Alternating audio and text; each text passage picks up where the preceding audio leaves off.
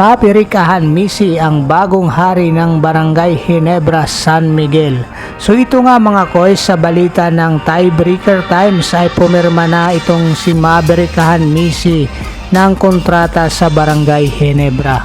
Pero bago natin ito pag-usapan mga koys, kung bago ka pa lang sa aking munting YouTube channel, baka pwede mo namang i-likes and subscribe.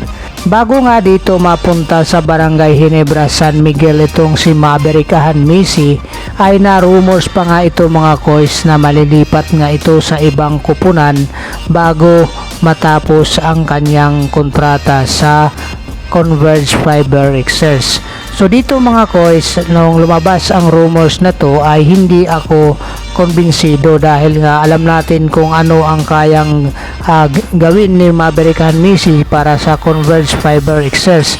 So minman nga ito para sa Converge Fiber Exers kasama si Jeron Ting. Subalit mga koys, dahil nga sa nagtapos nga ang kontrata ni Maapirikahan Misi noong last June 7 ay nasa kanya na ang karapatan kung siya ay babalik pa sa Converge Fiber Exers o lilipat ng ibang kupunan.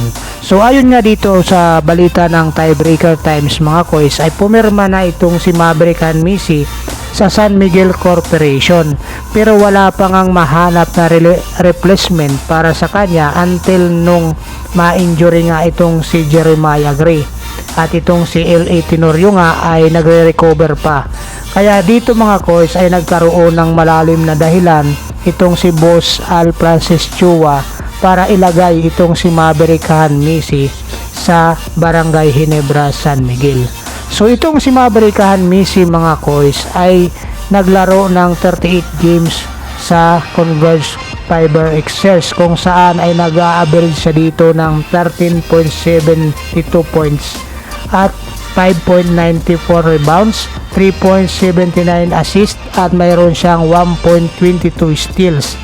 Samantala, nagkaroon nga naman siya ng isang best performance nitong 2023 lang sa Governor's Cup mga koys, kung saan nga nag-average siya ng 19.92 points, 6.58 rebounds, 3.08 assist at 1.17 steals per game. So dito nga mga koys ay hindi ka paniwala na bibitawan ito ng Converge Fiber Exers. Pero dahil wala ngang choice ang Converge Fiber Exers dahil nga napasok na ang kanyang kontrata, so malamang sa malamang mga koys ay mas mataas ang naibigay na kontrata ng San Miguel Corporation kontra dito sa Converge Fiber Exers.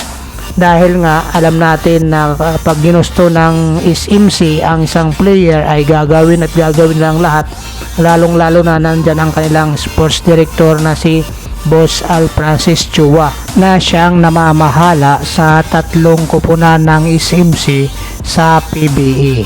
So dito nga mga koys ay madali nilang nakuha itong si Maapirikahan Misi matapos nga ang kontrata nito sa Converge Fiber Exers.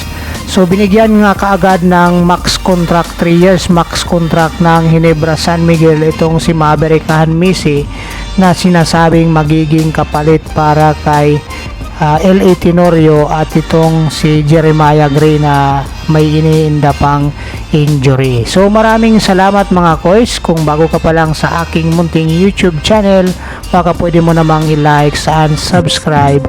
God bless you all. Bye bye.